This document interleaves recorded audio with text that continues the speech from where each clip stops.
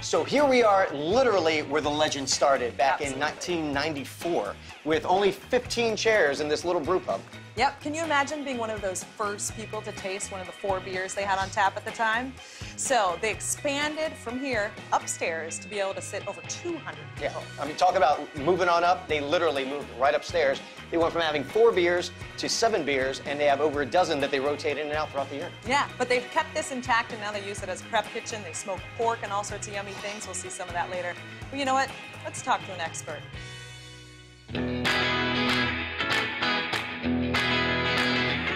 I'm here with Dave Gott, Operations Manager at Legend, and I have a lot of questions for you, but let's start off with what makes Legend stand out from the current breweries here in Virginia.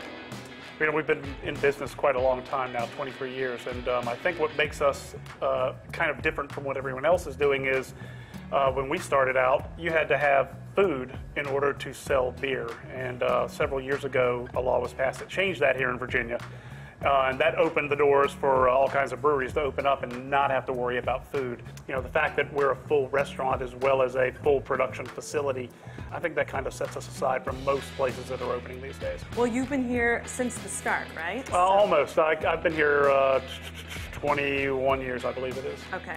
And 21 years ago, this area right here was operational. This was it. This was the whole operation for the retail side of it. We had some ovens and couple of things going on, and we had some taps over there where Ronnie is working.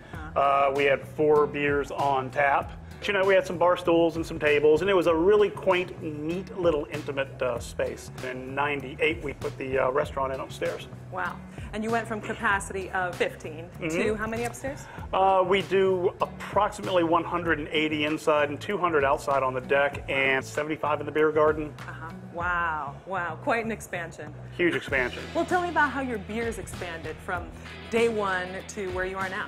We started out kind of 4 standards. We did lager, a pilsner, a brown ale, and a porter, and we kind of figured that that would be a nice spectrum of beers, you know, good European-style beers, because that's really all there was back then other than mass-produced American beer.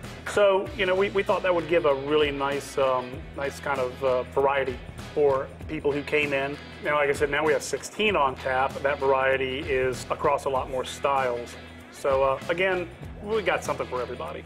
We've kind of adapted to the new and changing climate by doing an Urban Legends series, where we pick nice little urban legends and ghost stories around and create a beer around them. So it gives us something new every so often. So a little birdie told me that all your artwork and labeling is about to change. Can you tell me what the reasoning is behind that? We've tried to bring ourselves from the old English that we have been using for a long time up to a little more modernized graphic, easy to read. One of the things we pride ourselves on is if you look at our beer, you actually know what you're drinking. We've tried to come forward but not sell out the kind of values and ideals that we have. So.